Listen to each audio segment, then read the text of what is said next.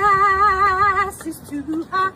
Oh, gas is too hot. Put on your walking shoes. We may be walking soon. Gas is too hot. Gas is too hot. Oh, gas is too hot. Put on your walking shoes. We may be walking. Put on your walking. Put on your walking shoes. We may be walking. Put on your walking. Put on your walking shoes. We may be walking soon.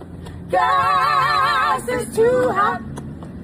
It's too hot. Too hot. Too hot. Too hot. Too hot. Too hot. Too hot. Too hot. Too hot. Too hot. Too hot. Yeah, it's too hot. Too hot. 87. Too hot. 89. Too hot.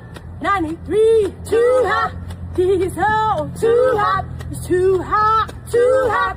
Too hot. Too hot. Too hot. Too hot.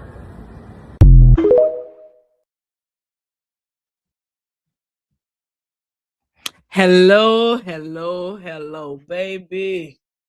Gas is too high. Do you hear me? Gas is way too high. Put on your walking shoes, because we all may be walking real soon, honey, because gas is too high. Get on in here. Tell a friend to get in here. We are down here to talk about the Real Housewives of Atlanta. Hey, Symmetry. Thanks for joining the live. And I am glad to see you. Say, LOL, I need to go fill up my tank. I did it this morning before I went to work. Stopped at BJ's. If you have a card, you get 10 cents off a gallon. Child. I went on to fill the tank up because I don't like, one thing I don't like, it's a couple things I don't like. One is folding clothes. The other one is pumping gas. I think pumping gas is such a waste of time. But yeah, I had to go put some gas in the gas tank. Thank you, Symmetry. Thank you, thank you, thank you. Let's get some pleasantries out of the way. Please, as you come in, please comment, like, share, and subscribe to the channel. We are glad to have you. I love to engage with the comment section and have those conversations, because we're going to talk about some stuff in this joint today. Anywho, remember, all views expressed in this live, they're all alleged. They're in my opinion, and they're all for entertainment purposes. Don't go out your way to dislike anybody, because it's all alleged. Because my name is not even my name. All right, there you have it. I just told you something that you need to know for the day. Woo, woo, woo. Anyway, we're going to get started. Real Housewives of Atlanta, season 17, episode number 9. Picking Up the Peaches was the title of this episode. Sure.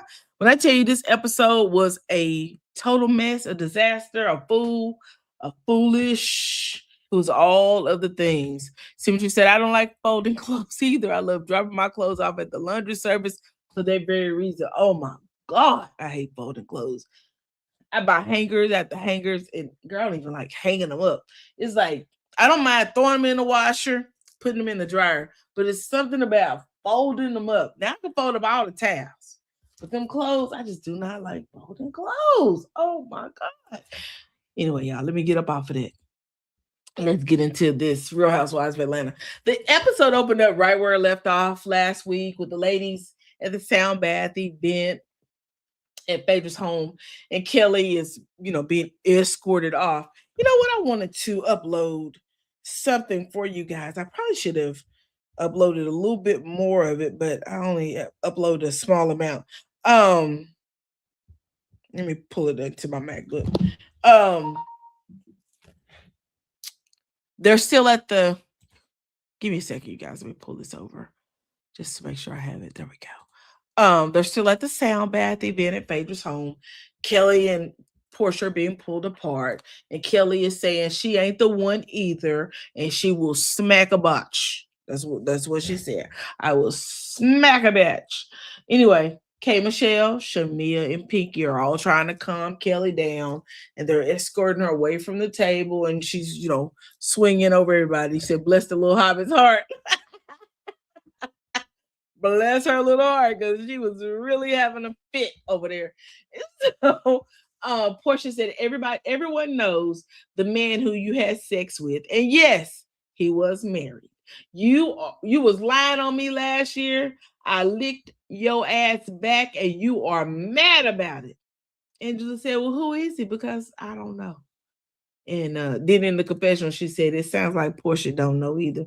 Y'all, I thought that was hilarious. Portia yells at Kelly to take her goddamn lick and sit the fuck down, is what she tells her. Anyway, she says, I ain't said nothing else to her little hobbit ass. Say good afternoon. Good afternoon, Lady Rose. Sorry I was in the car. That's okay. It's okay, girl. I just came in here and hit a button. I was supposed to be going live at 5:30 this morning. That's a whole nother story for a whole nother day. Yes, please like, share, and comment. Subscribe. Please subscribe. This is a growing channel, and I need all the subscribers I can get. I appreciate that. You said Angela's missing. Baby, Angela's beyond missing for what she said. Meanwhile, Kelly is downstairs with her finger in K. Michelle's face saying that she has been played with enough. Play with somebody else, because when they go low, she goes to the depths of hell. Girl, really? I don't think nobody up there is afraid of you. I may be wrong, but I don't think not one of those ladies are afraid of you. They may be afraid of what you wagging around in the front, but I don't think they're afraid of y'all. I want y'all to look at this. Let me see if I can. Oh, put up the wrong thing. Look at there, look at there. I have to get that out of here now.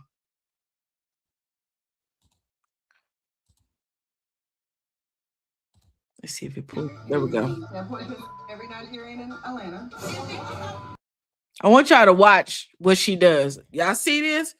Portia does what she said, and you, and if she look at Kelly's face.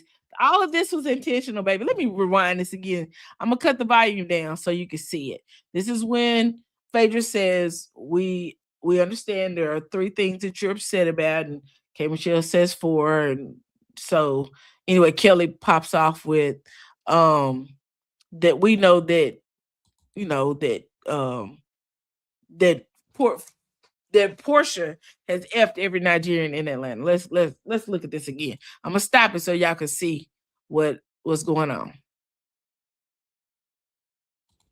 You see what Portia did? A quick little finger down. She didn't actually point at her. You know how you like, girl, I know you ain't talking about me, because Portia talks with her hands. But move it again so you can see. Look at Portia. She's looking at Phaedra. Phaedra says whatever she's saying. And then Portia has effed every Nigerian in Atlanta. And I want you to watch. Portia turns around with her finger, but she immediately pulls her finger to her side. I can see her hand right there. And look what Miss Thing does. Reaches for her weapon. Look at it. Where's Phaedra's finger at? Where's Portia's finger at? I don't see a finger in the face right now. I see somebody with a glass is acting as though she's ready to give you a toast, baby, because she was aggravating the dog crap out of you. And Portia, you get an F because you failed the test. You did not pass that test. You should have let the Hobbit have whatever moment she needed, girl, because that's all she was, trying to get a moment. Good luck. Anyway, you said I giggle every time Angela throws shade and get quiet so I can hear the comeback. Yes, because, baby, but I'm going to tell you something. I thought that Angela did a pretty good comeback in the end, but I think Angela may have lost that round. But we're gonna read it together to see who was hitting who. But as I listen really hard, yeah, Shamia, I think ate her. She said that was a good view of the clip. It was. Thank you, Symmetry, because people have, Portia was with that finger, and I was like, yeah, you better go back and watch that again, because that finger, although the finger goes up, she immediately realized, because your mama told you don't be pointing at nobody. Remember that? Don't be pointing at nobody. She immediately took her finger down, and look what the Hobbit does. She reaches up, grabs her drink. Look at her. She grabs her drink, weapon of choice, pulls it up, and she actually moves the drink. She picks it up, then moves it towards Portia, as though she was doing the toast. Baby, please get out of here.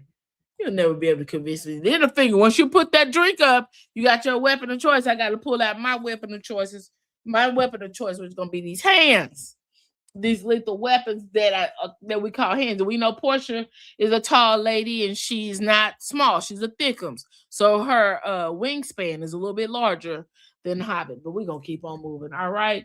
A to the man. Anyway, Pinky said, "Oh, you went to hell, baby. You definitely went to hell." And we see Portia. We go back over to the outside, and Portia is walked off by Phaedra, Angela, and Drew. Yes, please hit the like button, please, please, please, and I would greatly appreciate it.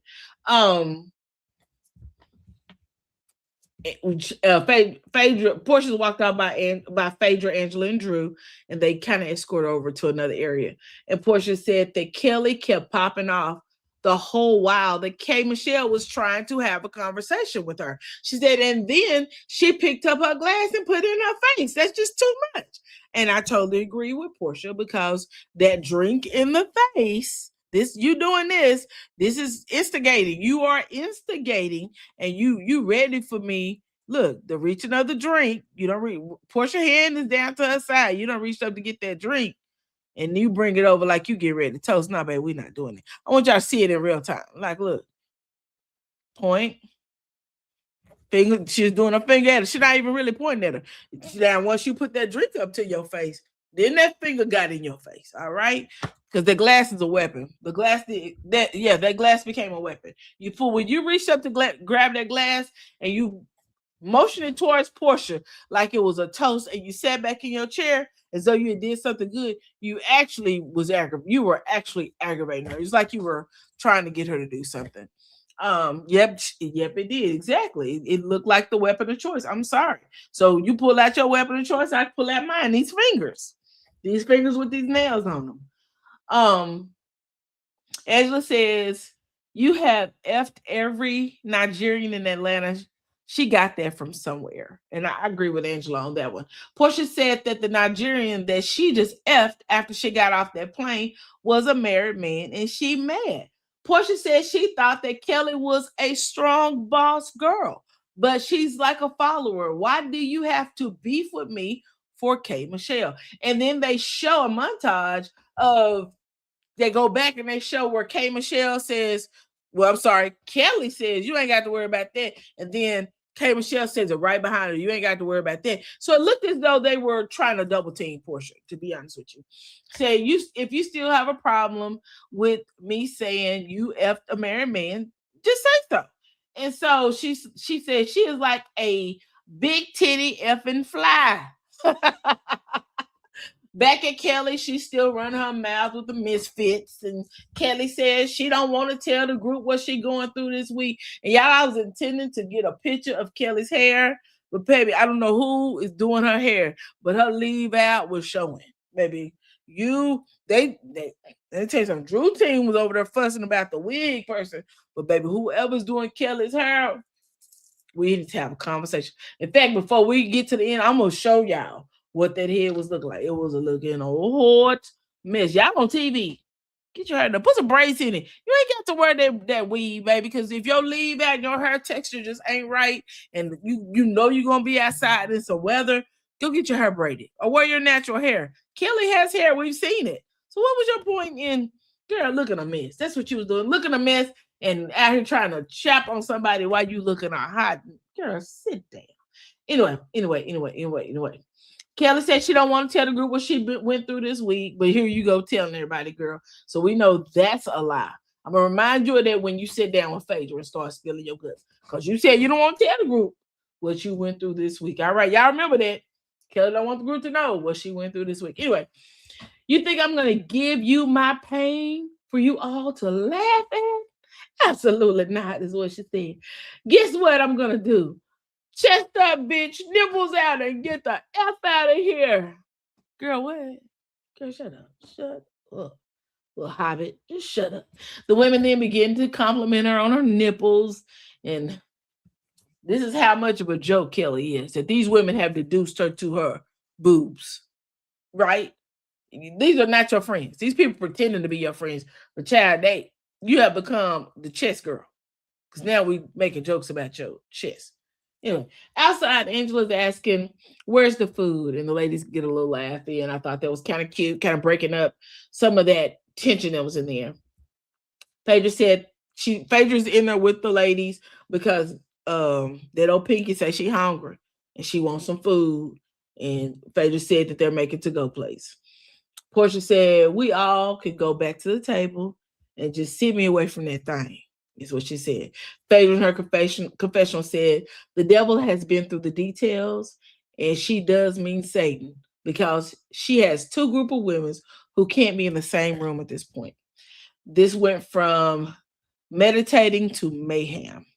Next, we see Shamia saying that she is going to ride with Kelly, and Kelly saying that she is going to leave because she does not want the old her to come out. Girl, get the old you, the new you, the back you, the forward you, the side you, the east, the west, and the south. Because nobody care. Why does Kelly feel like she has this over sense of being? Like she is that girl. You know what I'm saying? See what you say? I don't get her chest up, nipple cut. Me either. That's why I say you've deduced yourself to a set of boobs. And I don't like it. I don't like you. I thought you were a boss chick, just like Portia said. You've deduced yourself to a twat and a set of boobs. Girl, I don't understand. I do not understand it. Anywho, Drew said that she was trying to get to know K Michelle, but she just kept coming for her. Angela then says in her confessional that Kay said she's had a rough time having female friends, so she made it her business to try and show her. Angela says she don't want any of the girls to feel how she felt last year, and it was probably hard for K Michelle to hear Drew say that she don't belong with the group. Child, was it hard, or is it the truth? Is it the truth that maybe Kate Michelle does not belong in the group? I want y'all to think long and hard about what was said. Kate Michelle has come into this friend group, and it's almost as though these women are having to lead and guide her. We have Cynthia, OG, we have Portia, we have Phaedra, who've been on the show the longest, right? And of those three women, we have seen each and every one of them try to lead K Michelle into the right direction. Kenan, just a case in point, when the ladies were put in this, when they went on that trip to Dallas, they put K Michelle in the house with the bigger group, right? Because she is the newest member to the cast. It was where her and Pinky are. They gave Pinky her own spot. They gave Shamia and Kelly the pool house. And you know what I heard Cynthia say on her podcast? That if she had never put them in the pool house, none of this would have ever happened, because that is what jump started all of the bull crap that these women have been out here expressing in their anger, right? I think Shamia feels like that her being in the pool house made her less than. And I think that's why she got a little bit angry. Also, K Michelle came from another reality TV show. I want to pull up something and I want you guys to take a listen to it. Let me see if I can share my screen. All right, y'all ready? Let's go. K Michelle not even about that life. She like talks all this, but when it comes down to it, like you not that bitch. Too much. I'm nobody's punk. When Kay and I got into that situation where she hit me with the flowers, she took off and ran, went into the dressing room and locked the door. Like, if you bout it, why you running? K Michelle. I want y'all to listen to what Mimi Foster's saying. Mimi was on Love and Hip Hop Atlanta with K Michelle. K Michelle hit Mimi over the top of the head with a bouquet of flowers at one point. And if you know Mimi's a very even keel person. Her voice never really goes up or down. She stays very calm. She talks very calm, very slowly. She's very articulate. And her and K Michelle got into it because K Michelle kept running her mouth about Mimi and her then boyfriend, which is the guy that, you know, was hanging from the shower curtain. Y'all remember him. What was his name? Neo, somewhere the end. Child, K Michelle said he had a boyfriend. So that kind of sparked a lot of their issue, right? But I want y'all to listen to what Mimi had to say about K. Michelle's behavior as opposed to who K. Michelle really is at her core. Let's listen. Puts the attention, if the attention is not on her, she's going to turn it on her any way she can. She's smart in that aspect. And so if the attention is not on K. Michelle, she is going to put the attention on her. That regardless. And if you think back to Loving Hip Hop Atlanta, K. Michelle was notorious for doing that. I think K. Michelle only left that show because she had no more friends. Nobody wanted to be K's friend because she had gotten into it with all of the ladies at one point or another in the show. I had to give it to her. In that aspect, she's smart as because she will twist the situation to be on her at any given moment. Does this sound familiar to what's happening over there at the Real Housewives of Atlanta? Listen. The camera. It was all for the TV of it all. Y'all remember this one? She's shaking the table. She got into it with Carly Red. Baby, when I tell you K. Michelle has spent the block getting into it with people.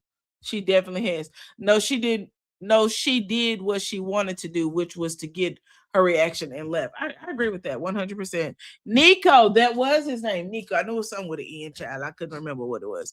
She said, once you have no one to feel with, it's time to go. Definitely. And we see that she had to go. But back to her talking about Angela saying that she didn't want Kay to feel like she felt last year. The thing is that Kay has come in starting ish with all of these women. She literally has started drama with one or the other about something along the way. So maybe she doesn't belong. I don't know. It's not for me to say. But I will say that her behavior is very off-putting. Very, very off-putting.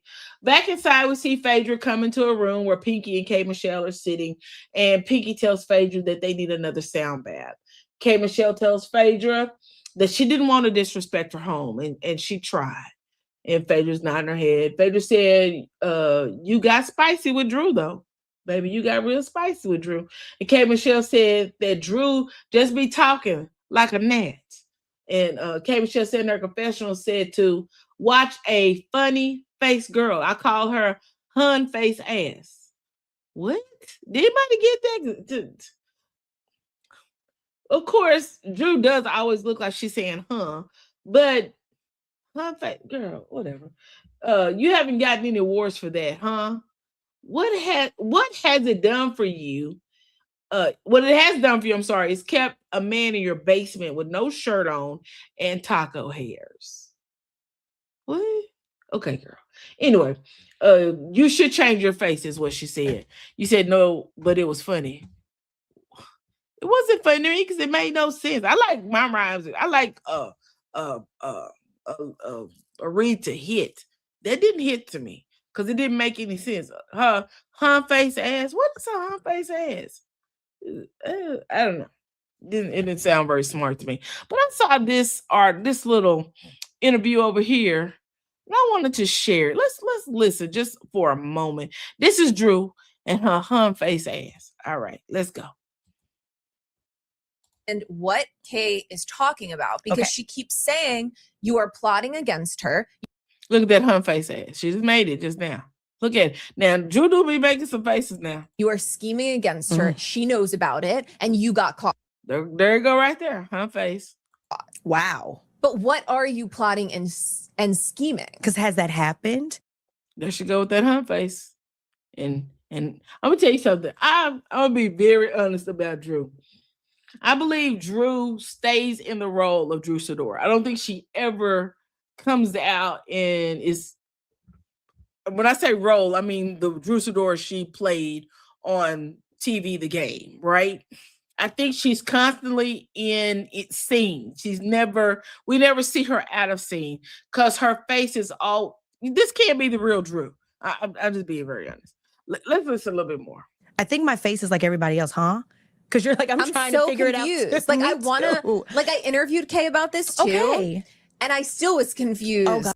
So even Kay's confusing the lady. Drew's confused. This lady's confused. K. Michelle herself is confused. And Cynthia says, stay put. because we're going to hear more about this Plan Scott scheme that actually it seems as though someone created. But girl, that's what I put on it. I put that little judge on the end of it. The rest of it, Cynthia did say. God. I don't know what she thinks you guys are saying. So can you clarify, Yeah. are you plotting against Kay? Never have. Okay. I have no desire, to plot against someone I don't know. So Yeah, I think the plot's a bunch of bull, swanky panky too. But I thought I would share that with you guys, honey. Thought I would share that. The drama is going to bring her back next season. I don't know. Because we'll get into it, but I don't know if it'll bring her back next season. Because there's a flow. I've been watching a bunch of different things today. Some of the YT content creators, as well as some of the Black content creators who've also worked in reality TV and film. And they all say there's a flow that has to go with the show. And if you can't stay in the flow, then they really don't like for you to be a part of the show. And if you notice, if you just think back, again, we have those three OGs. We have Cynthia, we have Portia, we have Phaedra. They have all tried to guide K. Michelle and steer her in the direction that this show actually goes. So much is so that Portia tells her at the table after they talk to each other, she says a lot more is because she said, about the issue with her telling Kelly, that she was sleeping with a married preacher. Portia said that ain't nothing. A lot more is going to happen, but you'll find your way. See what I'm saying? These people are trying to steer. Never before on this show of Real Housewives of Atlanta have we seen the OGs steering the young girls or the newest cast members. We've never seen that on the show. We've never seen them handling them with kid gloves, trying to protect them, trying to make sure they got in scene, trying to make sure they did this, trying to make sure. We've never seen that until this season. This season looks different. We see Cynthia actually coming in, trying to rectify situations because these women cannot get themselves together. How much of that is Bravo willing to deal with, right? Anyway, let's keep on talking about this crazy show. You said Drew will be on Watch What's Happening Live this Sunday. Oh, girl, I'm definitely going to be watching because Drew is an actress. She's always acting. Always acting. Anyway, Phaedra asked she asked Pinky and K. Michelle if they wanted to return to the table and eat. And K. Michelle said, I'm out. And back at the table, Phaedra said that what she wants for them is for them to not be in this space. So here you go with another OG trying to direct you into the right way. Never before in the history of this show have we seen people trying to guide the story along because they're stagnant. We need to be moving this story along, right? K. Michelle said she tried to clear. And K. Michelle keeps trying to explain, but baby, your story's not making any sense. I believe K. Michelle's trying to self-produce. Pinky says that Drew inserted herself when she was explaining, when K. Michelle was explaining. But and that's what Pinky said. That's what happened. Pinky also said that she didn't get her entree. And Phaedra said the butler was going to make to-go plates. And Pinky says, I like this Phaedra. Girl, what other Phaedra do you know? How many Phaedras have you met out here? Because I don't understand that. You like this Phaedra. You just got here.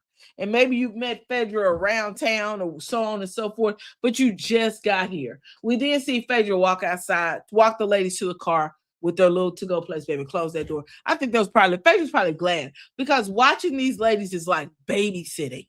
It's literally like these women are babysitting. You said, I also don't understand why production keeps allowing them to leave group scenes like this. The story can't move along if they keep leaving. And I believe that is what Phaedra is trying to say. Y'all hold on one second. Let me close the door to my office, if you don't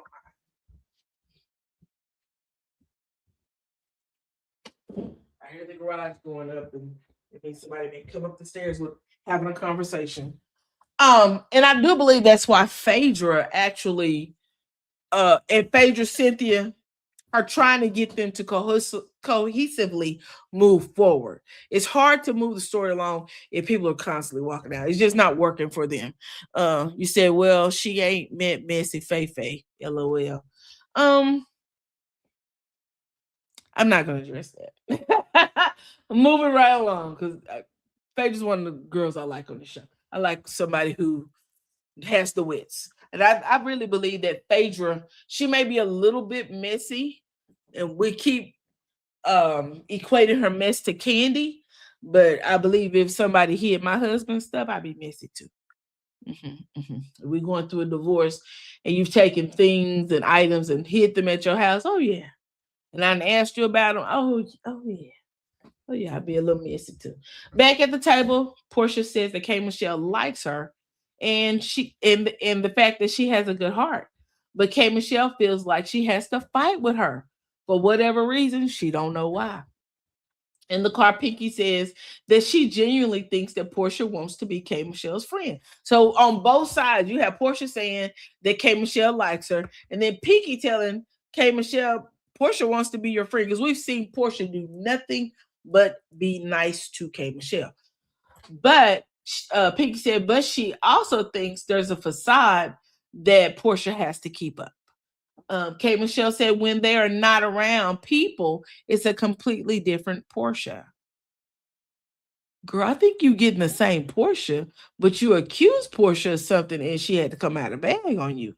I don't think there's a different Portia. Child, let's say y'all shooting something that we don't get to see.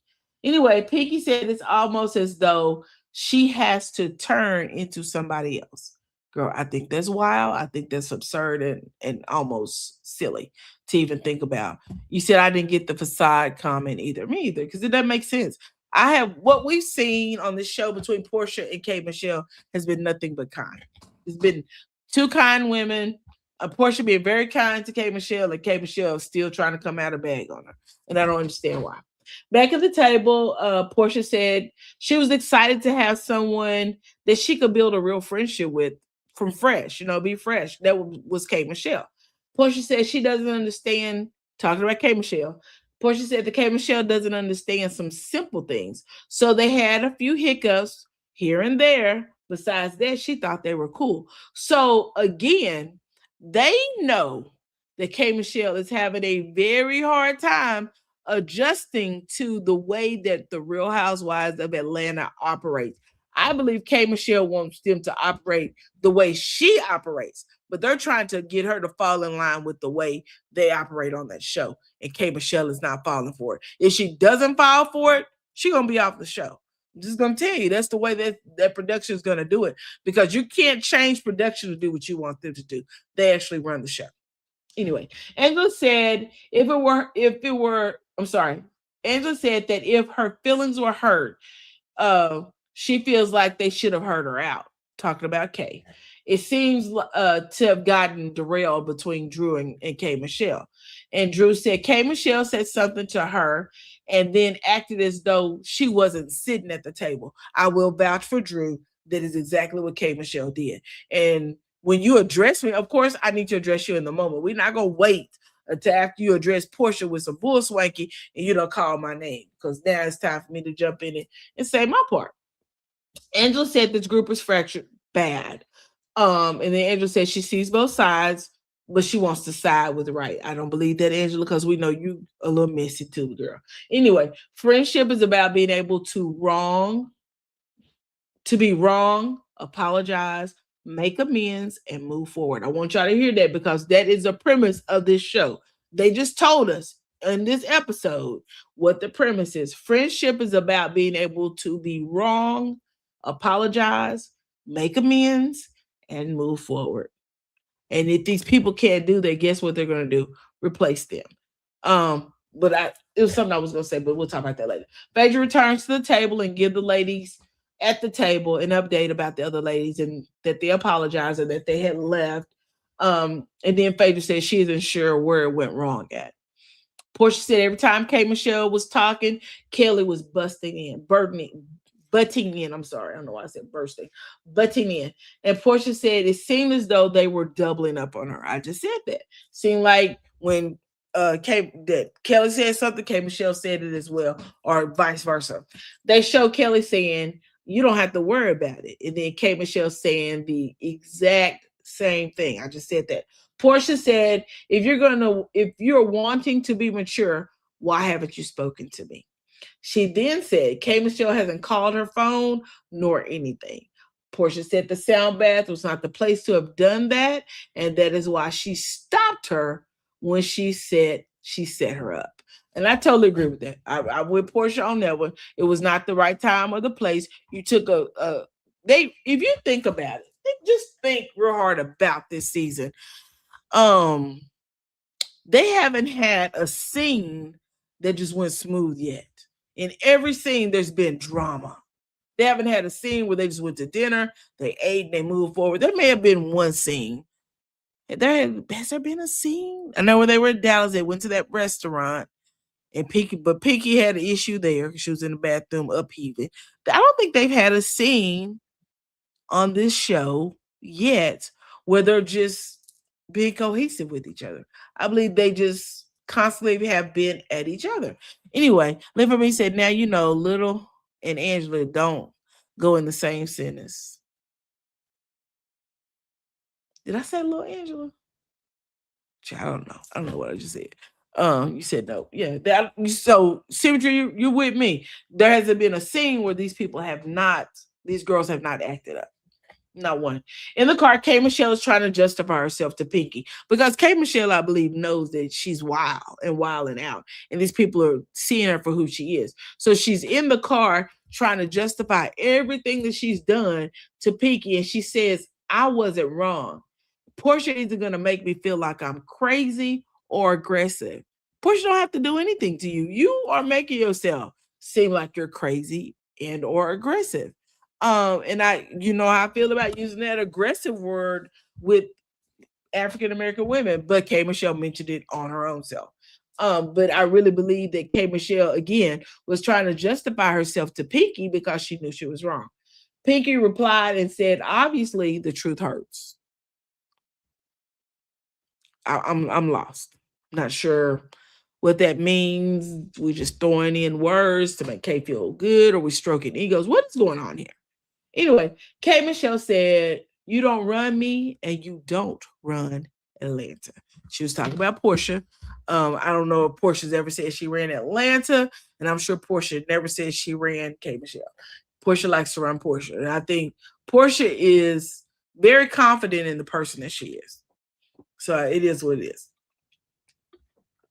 In the next scene, we are with Shamia. She's pulling up at her parents' home. She says she loves her family because they're always positive. And I thought that's a cute little scene. We see her mother, Sarah, her father, Hubert, and her sister, Tawana. Child, I want y'all to, let's talk about something for a minute. Why was her mom in a full-fledged pantsuit?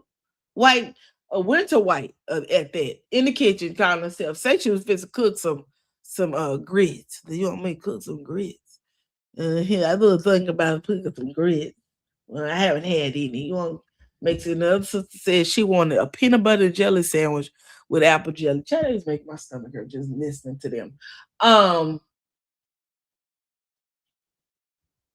Where was I at? Shamia tells her family about the sound bath experience, and her float that she was on had started to deflate. She tells them that the group is divided and the ladies are saying it's her. She's causing all of this drama. And Shamia says she don't have any issues with any of the girls in the group, but Angela is definitely trying her. And I would say Angela put her foot on the gas and on her throat. And she is trying her. Yeah.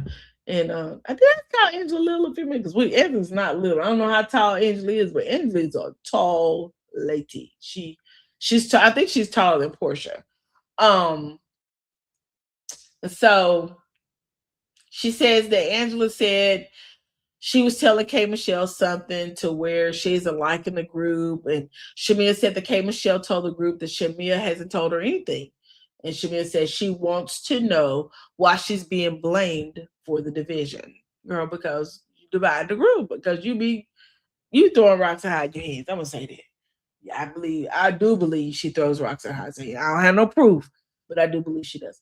Her mother said that Shamia should let the people have their little crazy garbage thoughts to themselves and take it and run with it. Shamia says in her confessional that she thinks it's unfortunate that it isn't feeling like a sisterhood, not feeling like a family, not feeling like a friendship, and that uh, is the division that she does not like. Anyway, her dad interrupts all this crazy talk and he asks her about the appointment with the surrogate. She said, is going, yay. Um, that comment alone tells me that Shamia is really over this surrogate thing. And I don't really think it's something that she really want to continue to do.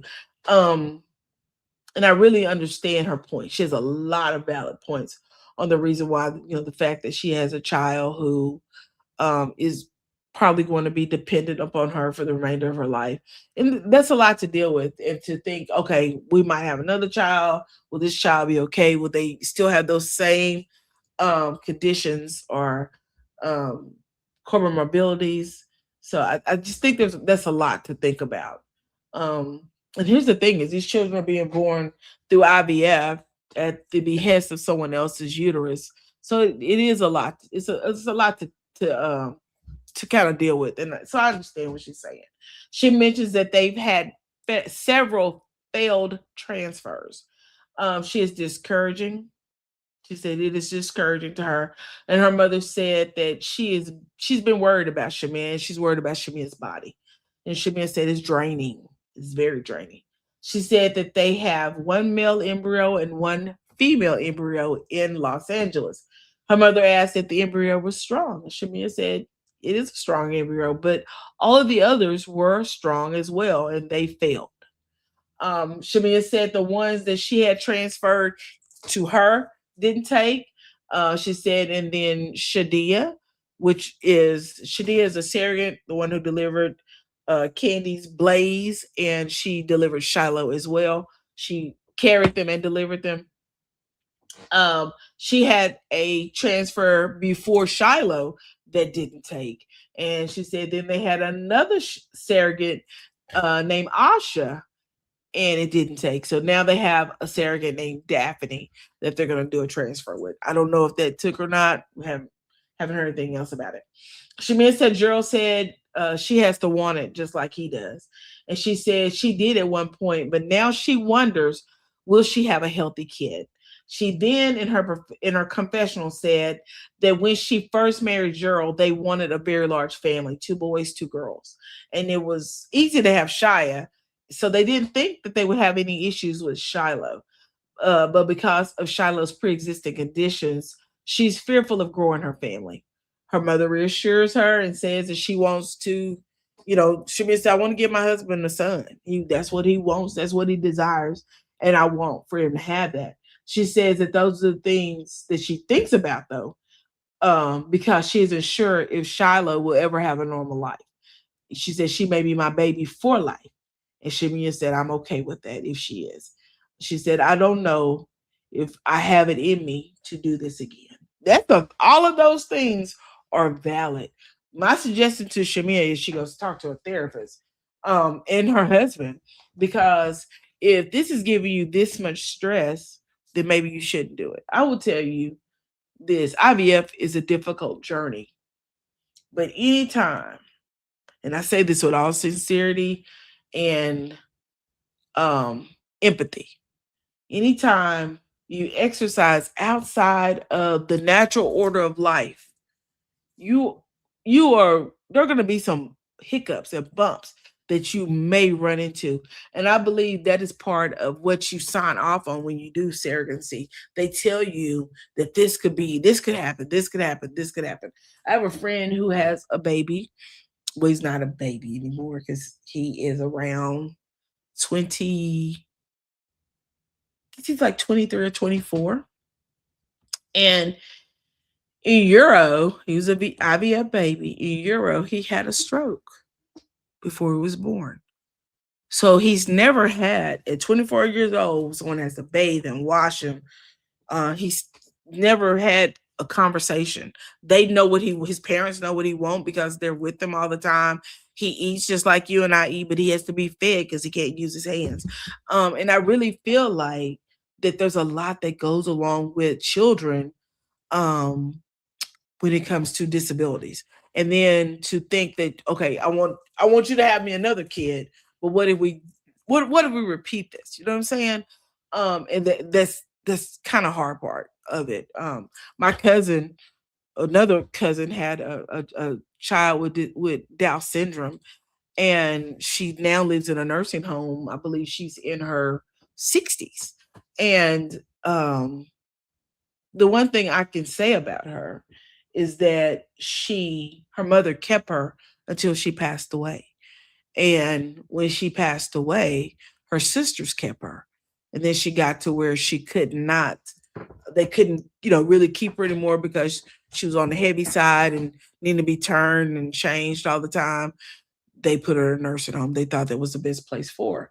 They go see her. In fact, they sent me a picture of her not too long ago and made my heart feel so overwhelmed to see her.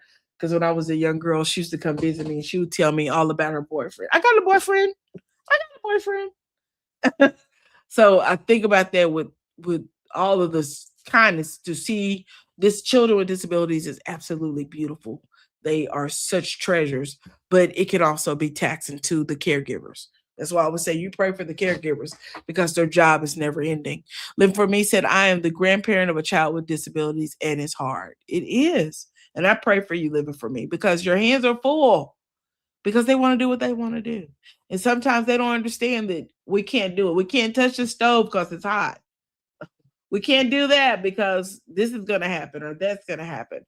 And I really don't know what that means, sometimes. So I really pray for Shamia because all of her concerns are valid. Moving on. Next scene, we see Portia and Dennis. They're taking Pilar to school. We also see Angela going into her investment property, honey. She killing spiders with her heels. And then we see Portia and Dennis in the drive-thru at McDonald's getting breakfast. And Portia takes one of Dennis's credit cards. Cute little scene. Gave us a little breakup from all that anger that we normally deal with on here. Then we see Drew. She's having lunch with her new manager, Keon. And she's scolding Drew for being late. Keon said she is ready to have her meeting with Drew's team. And we know at this point that Drew has a team of 15 people. Now, why Drew needs 15 people is beyond me, child. But they say Drew got 15 people. Next, we see Kelly arriving at Phaedra's house. And she walks to the door, rings the doorbell, and asks Phaedra's butler if he could get all of the bags out of her car. Girl, that's Phaedra's butler, not yours. You get your own bags out of the car. But he didn't. He said, yes, I'll get your bags out. And then he went, when I say I love the fact that Phaedra has a butler, oh my God, it just melts my heart. He goes to Phaedra, he announces, someone's here for you. And Phaedra runs up the stairs. And Phaedra comes in, she asks Kelly if she had on a bra. That was the first thing she said. Do you have on a bra today? And I said, they have the most cringe-worthy conversations over there. Anyway, Kelly said, I don't wear bras. Phaedra said, Kelly's boobs look like a sweet chariot because they hang low. Baby, that's a read. That's hilarious. That was hilarious. Anyway, then Kelly flashes the production crew in the confessional. She's like, I don't wear a bra now. And child, they had to cover up her body. Yeah, anyway. Kelly is a little bit too much for me. The Hobbit is a little too much for me. Anyway, Phaedra asked Kelly how she was. And she said today she isn't crazy. And then she starts apologizing to Phaedra for the conduct she had in Phaedra's home. Phaedra says she knows that the emotions were running high, but she does not want the group this fragmented. And Kelly said in regards to Portia, she takes ownership of some of the things that she has said about her.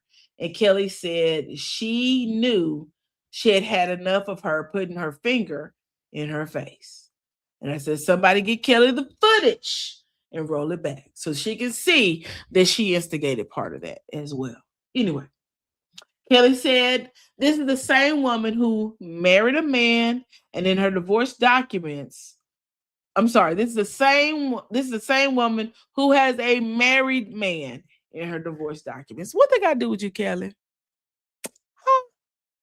What they to do with you, Kelly? Miss Hobbit, what they come to the front? What they got to do with you? Huh? That's why Portia keep getting her leg back. Now, who is the married man, the Nigerian preacher that you had sex with from the plane? That's what we want to know. I don't care nothing about what was in Portia's divorce documents. I don't. I don't care.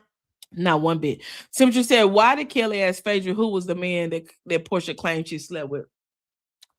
Girl, I was wondering that too, but honey, Phaedra, she, Phaedra started that. I'm with Phaedra. We don't know. I don't know. Get somebody else to do it. I don't. Kelly said, I'm sorry, Phaedra said, I'm not familiar what is in the divorce documents. And Kelly said, I seen them online. I said, baby, it's giving fan. She's a fan. She's a fan. Kelly said she don't want to be friends with Portia. Kelly said she don't want to be a friend of Portia's when it is convenient for Portia. Kelly said she is a friend 365, not 265. Baby, when I say she's giving fan, she's a fan, she's a fan, she's a fan. I heard Kendrick Lamar so loud. She's a fan. Phaedra said that she needs to bring out her flute again and play and have another recce for these women because, baby, they tripping. Kelly said that she had a heavy week. And Phaedra said, what's going on? What are you going through? And Kelly said she went through a divorce and she can't film with her daughters. She said that it's hard for her because the girls noticed that and that they aren't doing it anymore. They asked her if they were not good enough.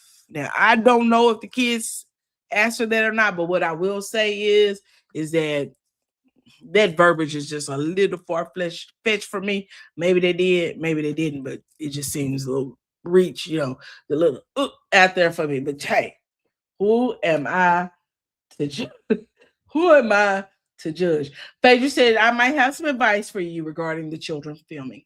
Phaedra even said when they get married again, talking about these ex-husbands, she said they still want control. And Phaedra mentions that she heard that Kelly had a new man. Now, Kelly seemed a little bit taken back and surprised that Phaedra said him, but Phaedra said, you mentioned him at your little thing. Can you mention the whole man at your little get-together? What are you talking about? Did anybody notice that? Hey, Sam, baby doll. Yeah, I was like, what is she talking about? You mentioned Jarvis at your open house, but you seem surprised when Phaedra asked you about him. Anyway, Kelly proceeded to tell Phaedra about Jarvis, and Phaedra accepted the apology. I thought that was a cute little ending to accept the apology. Next scene, we're at a photo shoot for Pinky's daughter, Miss D'Ella. I love the name D'Ella, the way they spell it. And they call her Dee. Yeah, she mentioned him at the grand opening, and then when Phaedra asked her about it, she seemed like, how did you find out? Because you saying something crazy. Is you okay? But you came in here and told Phaedra that you weren't crazy today. Those are your first words. I'm not crazy today.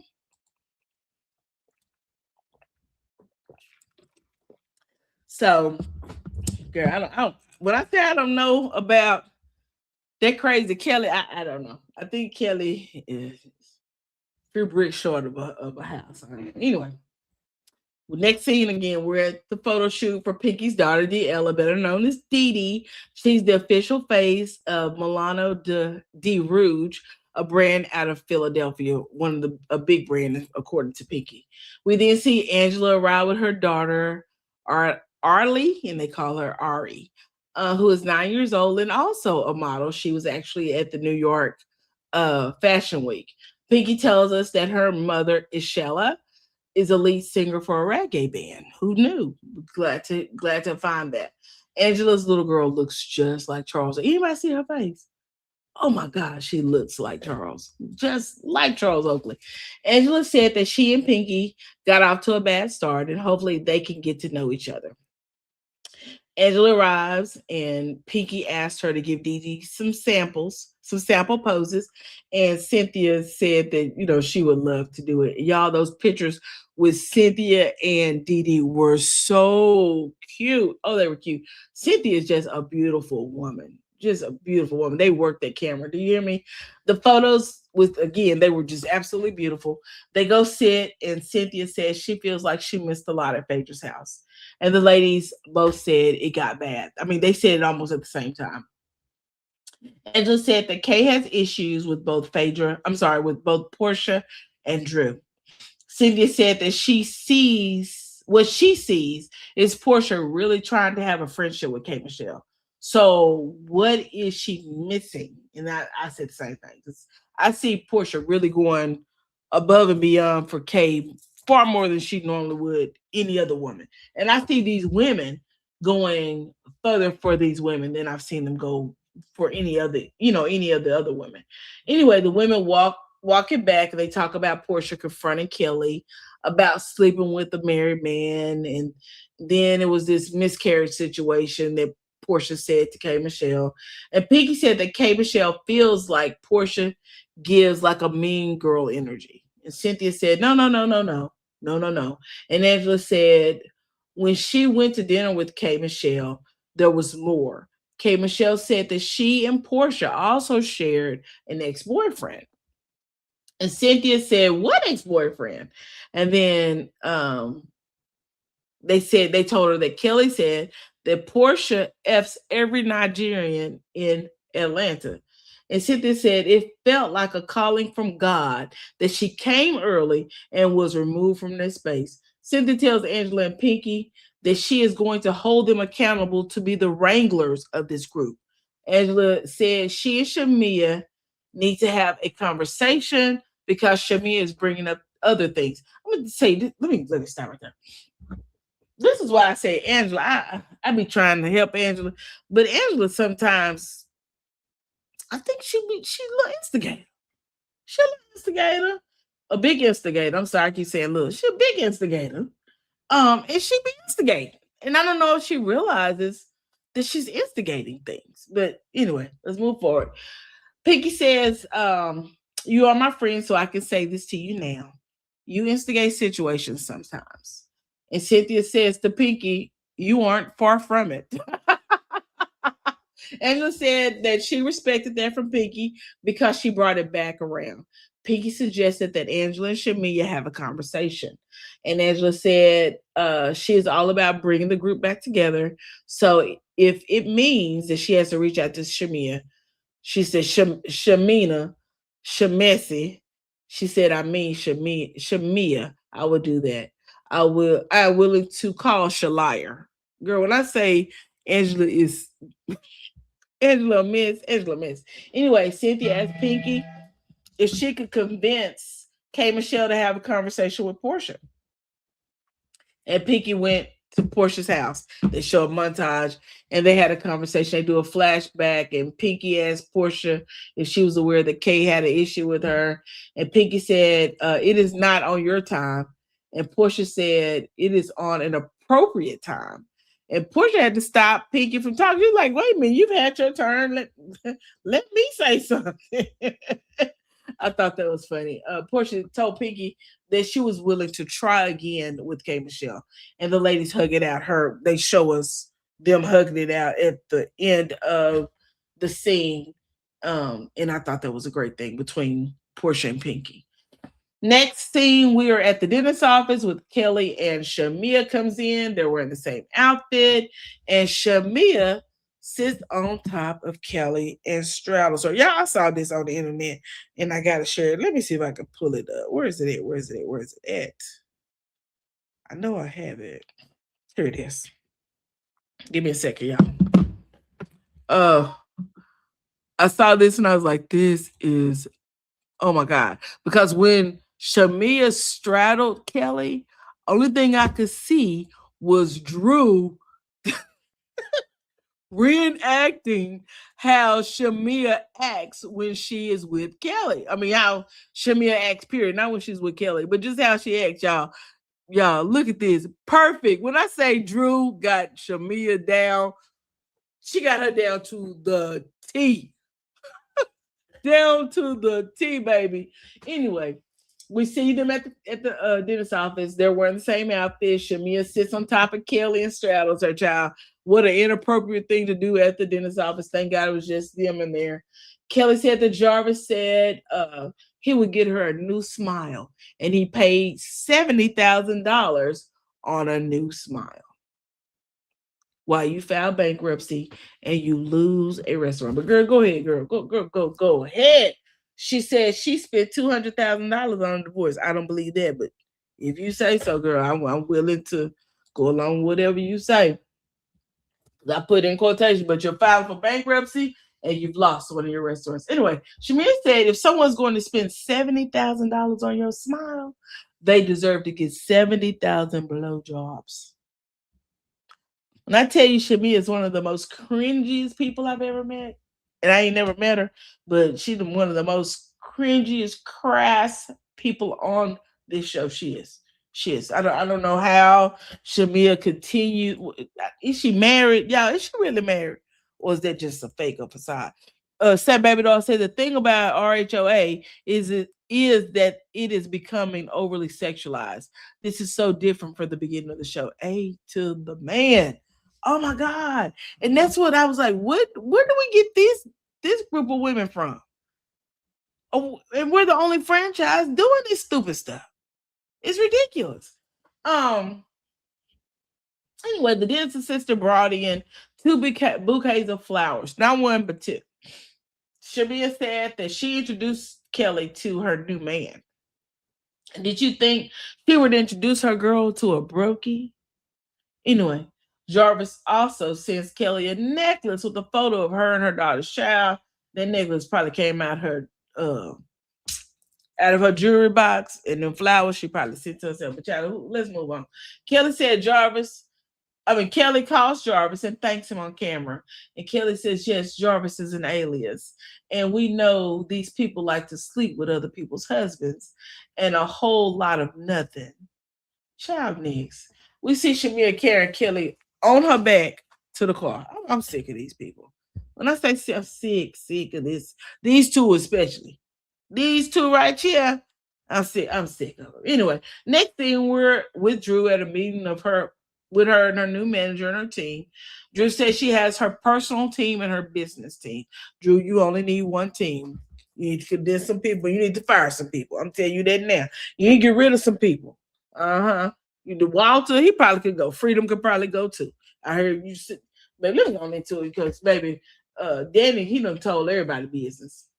Danny's her driver / assistant. Walter's her hairstylist. Leah is her stylist who gets her clothes. Freedom is her makeup artist. Tavia is her publicist. And Tony is her assistant. She said she's known Tony her entire life. Drew said everything is accounted for and she pays for people. She pays her people. She said, let's go ahead and clear that up. She said that in the confessional. Keon is her new manager, and she's introducing her manager to the team. And I believe Keon will probably get rid of some of these people. Just judging by the way Keon handled them, she seems like a no nonsense type of lady, my kind of girl. You know what I'm saying? You said I could see Drew having a spinoff with her staff. Me too, Temper Blue, because they were hilarious. They are hilarious. Keon asked, the group, she said, what is the problem with the team?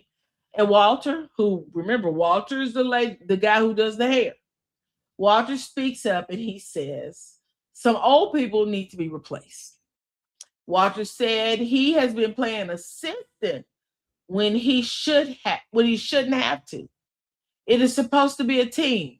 But when you have somebody on the team that is lazy and not doing their job. And Danny then speaks up. Danny is supposed to be the assistant / driver. Danny says, he is so sorry, but what he isn't going to do is sit there and let someone tell him that he slacks as an assistant. Danny said he could say that she needs a new wig stylist because Walter be having her wigs lifted. Walter told Danny, excuse me. Walter told Danny that he could do his job better than he could try and do his job. I said, what in the tomfoolery is this? Danny said, no. You had a lot to say, but there's a lot of times that you slip up on her hair and it looks terrible. I said, why does Walter look like Andrew Caldwell? Did y'all notice the resemblance in the two? Walter said, please bring it up because the blogs have never said anything about Drew's hair. Yes, they have. Walter, I don't know if you're blind, can't see, nobody can read to you, don't know Braille. I don't know what it is. But baby, the blogs, we talk about Drew's hair sometimes. Sam Baby Doll said the show is just about sex and nobody wants to hear that. Portia, Shamia, K. Michelle, Drew, Phaedra, I find myself falling asleep. Oh, not falling asleep, Savvy. I will tell you this, it's becoming a lot to watch. It's becoming a lot to watch. Walter said, please bring it up because the blogs have never said anything about the hair. Then he said, at the end of the day, he does not get along with everybody. Some people may think he talks a little bit harder than whatever. And then he said he may feel like they some crazy, feel like they say some crazy stuff to them. And then Freedom chimes in. Freedom is the makeup artist. And he said, but that's unprofessional, though. He said it real nice, quiet, calm. He said, but that's unprofessional, though. And then he said to Freedom, you got put out the team. How many times now? Freedom said, but I'm here now. Freedom said they could be talking, but with Danny, it just goes left because he lacks professionalism. I don't know why he keep having a call. Ooh. Danny said that Freedom lacks a whole lot of stuff. And Freedom asked him, like what? Danny said that Freedom gets drunk on the job. Freedom said, well, hold on, Danny. You're not going to take over the conversation. And they started arguing, and Ken stops the entire meeting and said the meeting was becoming demeaning and not professional. Drew reminds him of the time that she was performing in Chicago. She said when she landed, she was informed that her team had an altercation. And Keon said that they have to fix that. Baby, Keon's gonna let some people go. She gonna let some people go. But I will say this, Temper Blue. I believe they would give a good show. I believe they would. Next thing we see Pinky and K. Michelle meet up outside of a restaurant, and they're soon joined by Cynthia and Portia. K. Michelle asked Portia how she was doing, and Portia said K.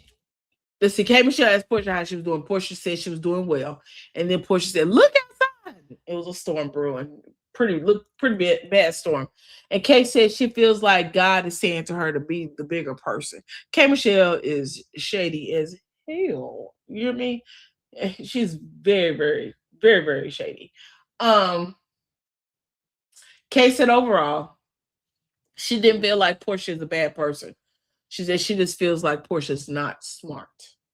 K. Michelle said, I just know that she is huge and she could beat my ass.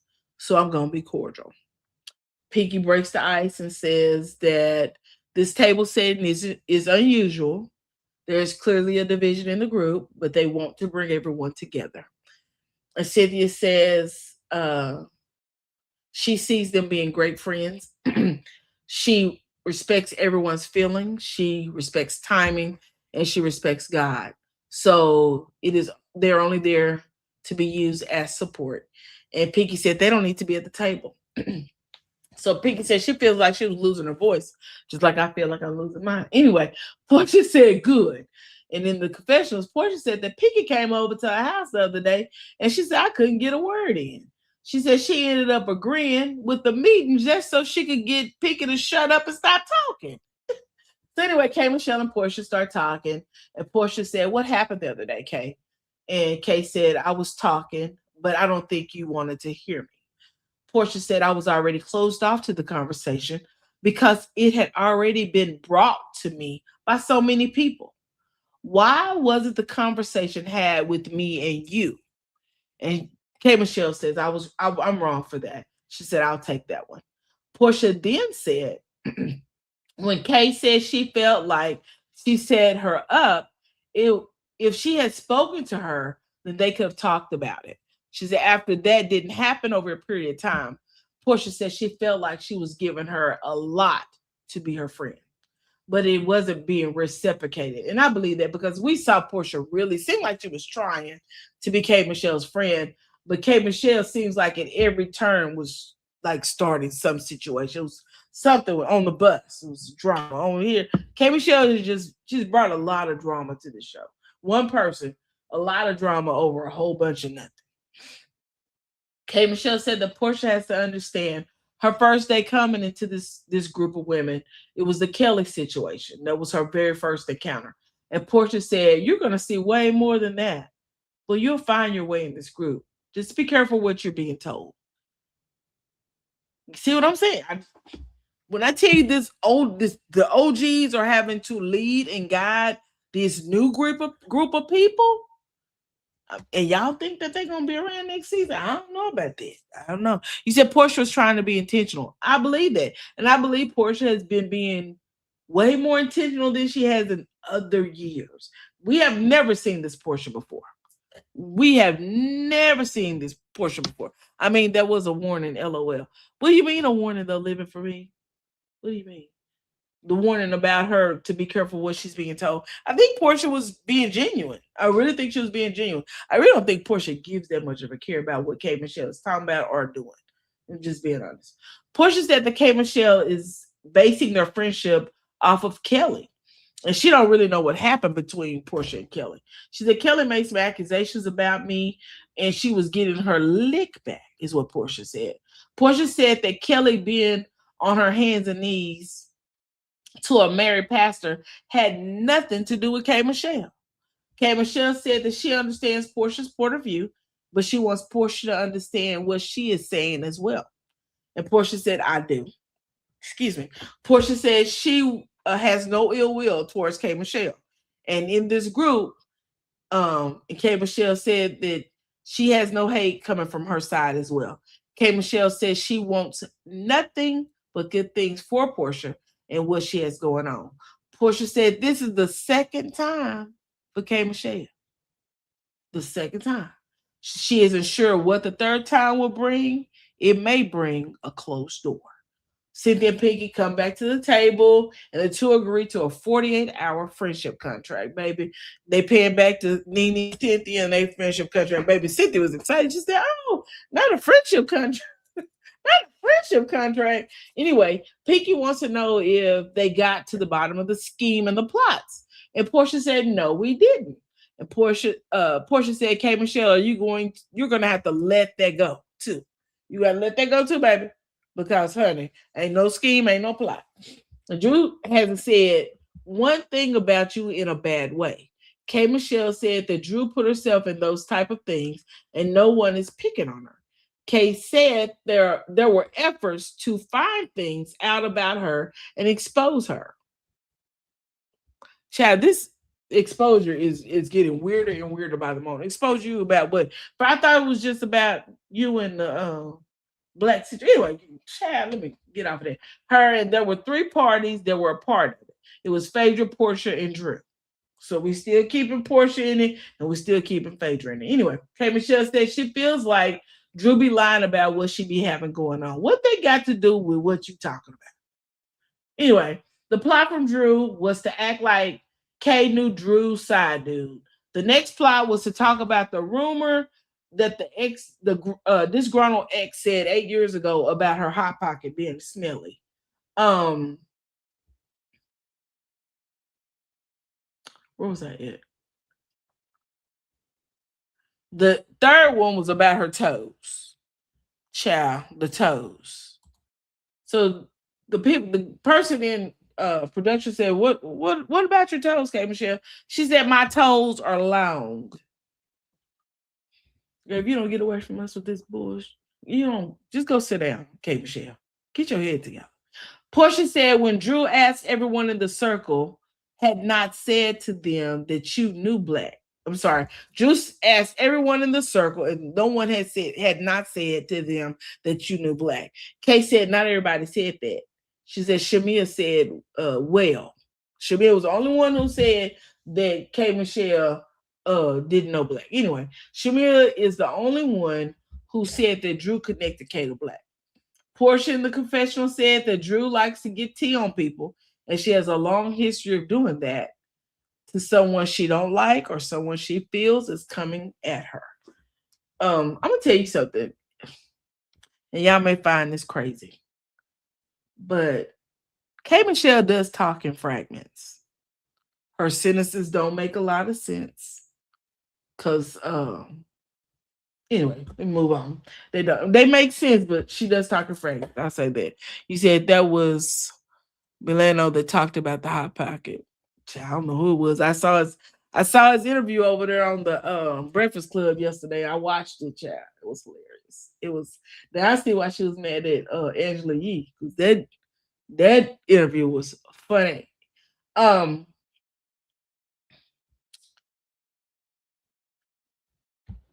Pinky said at the table that we're talking about y'all right now. And Portia tells Kay, I haven't looked up any information on you. You haven't done anything to me, and I sure wish whoever told you would make themselves known.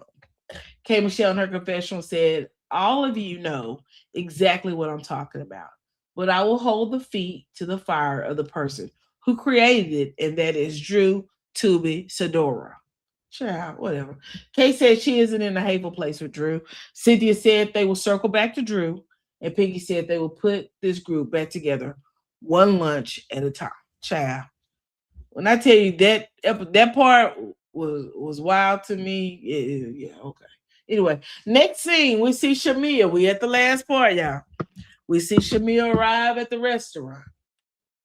And the hostess greets her and asks her who she was meeting. And she said, so you meet someone here? And Shamia said, yeah, a tall lady, size 12 shoe. Girl, and the hostess starts laughing. She said, I got it. Right this way. Shamia greets Angela, very pleasant, but clearly she is really here for the BS. Shamia asked Angela, what made her set this up? And Angela said, she just wants to get to the bottom of the tension between them two. At Phaedra's event, the tension was so thick, you could cut it. Shamia said, that is so unfortunate because every time she feels like she's getting to know Angela, it's like hot and cold. In Dallas, Angela was saying that Shamia was stirring things up in the group. And after K. Michelle said it wasn't Shamia, Angela was like, no, it's you. Shamia feels like Angela's picking on her. Angela said, why do you feel like, no, she said, why do you always feel like you're a victim? Nobody's picking on you. Angela said, do you want to go back? And Shamia said, you even said you had a gift. Angela said, and my discernment, and Shamia said, and your discernment was off. Use your discernment to help you sell some houses. Use your discernment to tell you about the drama you have with other people in this group. Your discernment is very off with me. Then the hostess comes over. I'm like, girl, get out the way. Girl, get out the way because we're having a conversation. And you keep coming over here trying to interrupt. Go on, girl. Shamia is still making comments about Angela, her facial features, and body shaming her. Angela tells Shamia, she said, that she ain't that high up on the Richter scale to be bothered by her. And Shamia says, well, then stop being bothered. Angela said, I'm not, but you continue to talk about me. And I respond. Shamia said, to who? And Angela said, I broke up your friendship. Isn't that what you said? And Shamia said, I'm not bringing up anything with Portia. Now I will appreciate this. Because we see in another scene, I believe next week, Angela comes in and starts running her mouth about Shamia. And you know what Portia does? I got to use the bathroom. Portia said, I don't want them to see a facial feature. I don't want to see a smile. I don't want them to look at my face. I don't want to give them any reaction to make them think of something and run back and tell Shamia. And I greatly appreciate that. Shamia said, I am here to talk about Angela and Shamia. Angela said, I'm talking about you. Shamia said, why do you keep saying I am stirring up things with K. Michelle? Angela asked Shamia if she had told Kay how they initially fell out. And Shamia said, no, I actually didn't. Angela said that Shamia evades accountability. Shamia said in the confessional that she thinks it is weird that Angela said she will forgive someone who said they would sleep with her husband. And she just laughed and she apologized. Angela was able to forgive the Phaedra fiasco, but yet she is still mad at Shamia. Shamia said, I'm beginning to believe that you are a little touched. Child, when I say she's called her a little touch, hey, Brown Girls Rocks. She said, I believe you're a little touch, baby. That was hilarious to me. Angela then says, who mind are you using, Porsches or candies? And Shamia said, you don't even know Candy. And Angela said, I don't have to. I know you're trying to be like Candy. And in Shamia's confession, she said that Angela was one of those girls in school that had the little fanned out ponytail in elementary.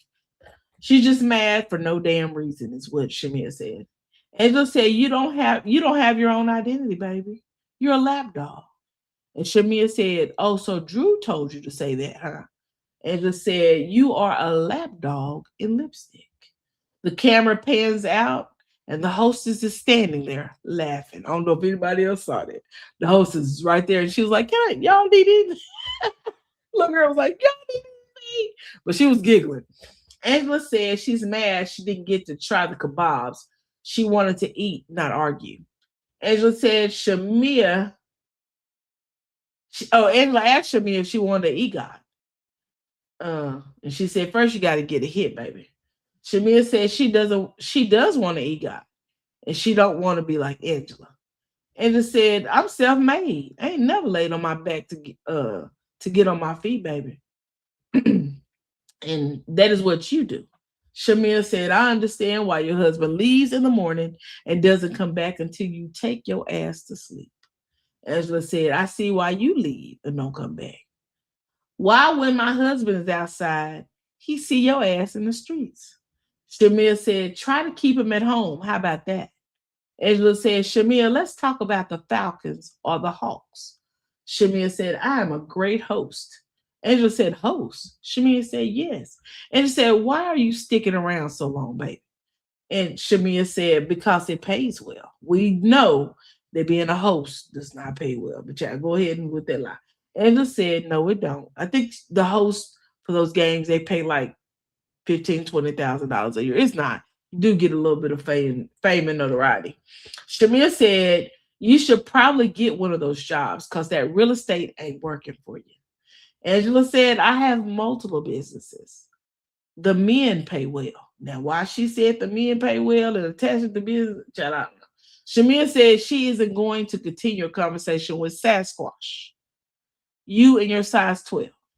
And Shamia picks up her purse, her head, and heads out the door. She looks under the table, and Angela has on white shoes. Shamia said, you should not be wearing white heels. Angela said, enough to walk all over your ass. The shoes that responded to that size 12. And then when she asked about the white shoes, she said, why? Shamia looked back and said, you could kiss this ass. Angela said, you're not my type with your fake ass. Go buy another one.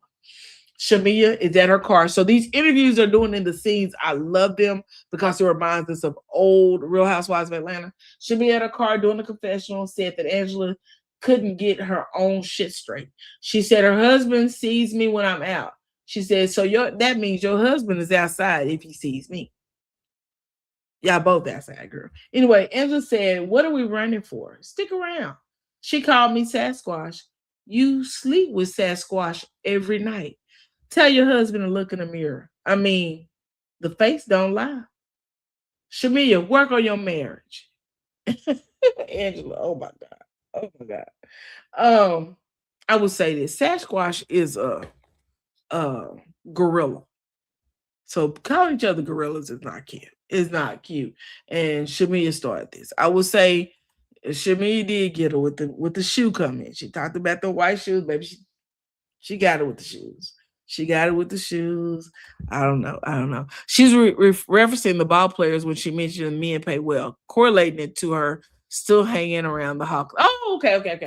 Look, like, why did she say that? Because it seemed like the editing, they were trying to catch it all and splice it in, because when Shamia actually talks about the shoes, Angela responds with enough to walk all over your ass. But she's talking about the fact that Shamia has said size 12 shoes. And then when Shamia said, don't wear the white shoes, she was like, why? So yeah, the stories were all over the place, yeah, honey. You should read that again. Which one? Which part? The Sasquatch one? She called me Sasquatch. You sleep with Sasquatch every night. Tell your husband to look in a mirror. I mean, hey, the face don't lie. Shamir, go work on your marriage. Child, when I tell you this episode was a mess, it was a mess. Why she call that man husband Sasquatch? Why? Shamir, you know that ain't nice. We're going to stop you from all that, girl. That. I will say I feel like Shamia she roasted Angela. Angela comebacks wasn't coming back quick enough. And you have to go and rehearse some reads or something.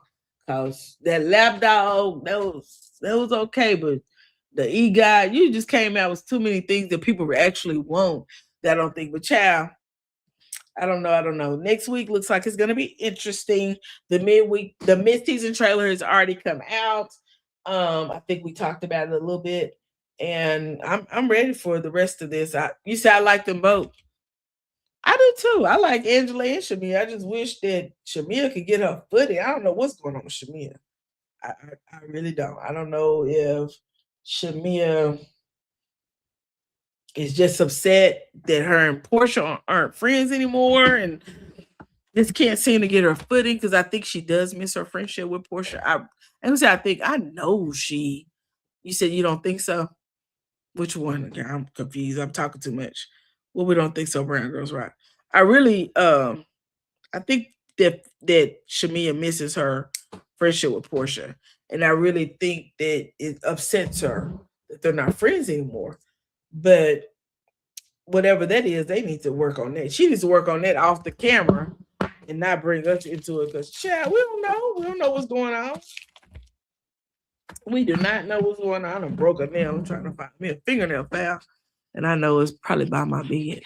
But anyway, y'all, that was the end of the heifer. So, because child, that was exactly what it was. But don't let nobody tell y'all that Portia was in the wrong for this right here. I'm gonna show y'all this one more time.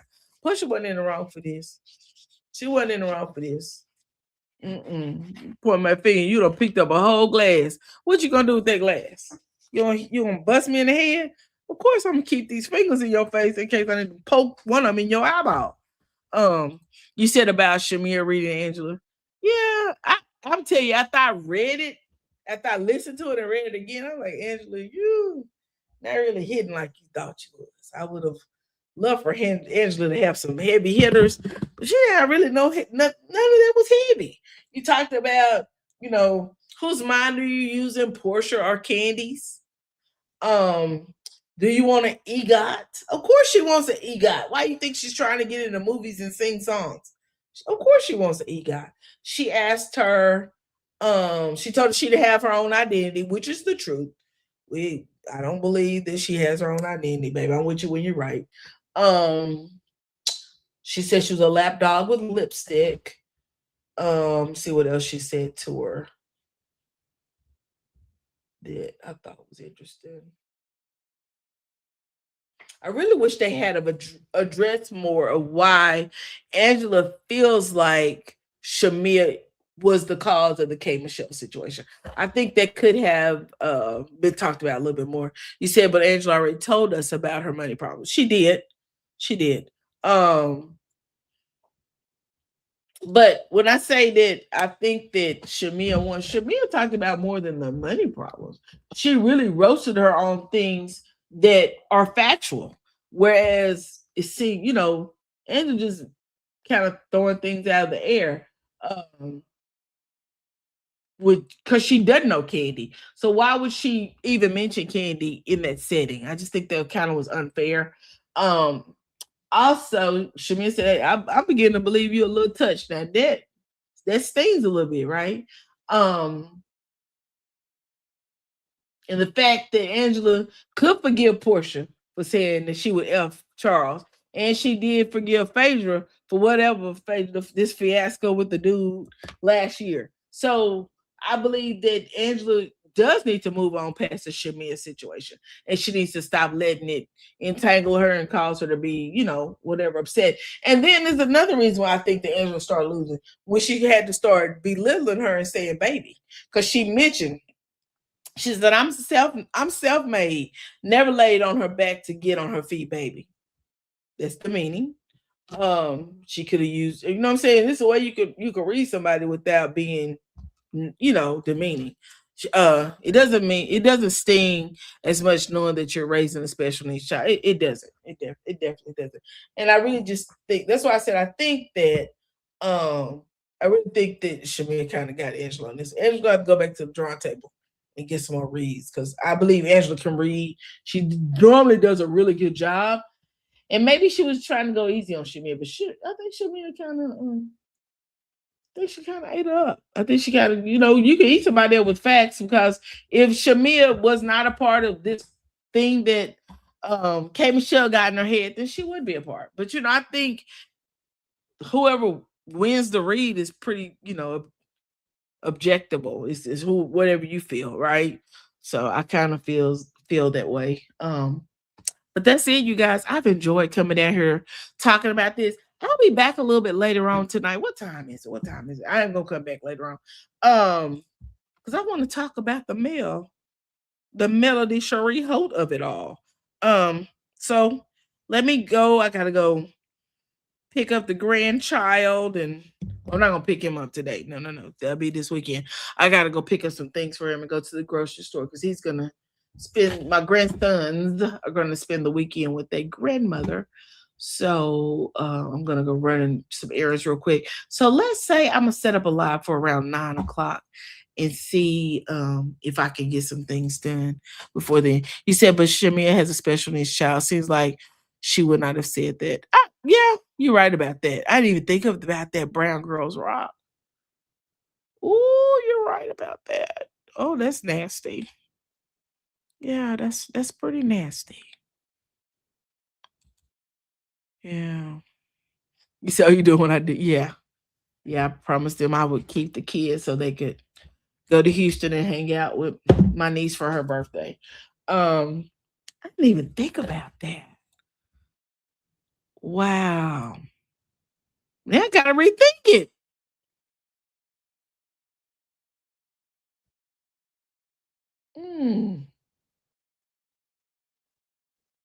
Wow. Okay, y'all. I may have to come back when I come back later on. We might have to talk about that again. Cause yeah, I don't even know why that slipped past my head. She shouldn't have said that. She shouldn't have. Cause you got to consider yourself. I agree with that 100%. Okay, Shamir, you lost, honey. Just on that alone. All right, you guys. If no one's told you today that they love you, I love you, and there's a thing you can do about it. Let me run out to this store. I got to take a shower real quick, change clothes, and head out, pick up some stuff. But I will be back. It may be late. It may be later or after dark. We'll see what I can come up with before 10 o'clock. Talk to you guys later. Bye-bye.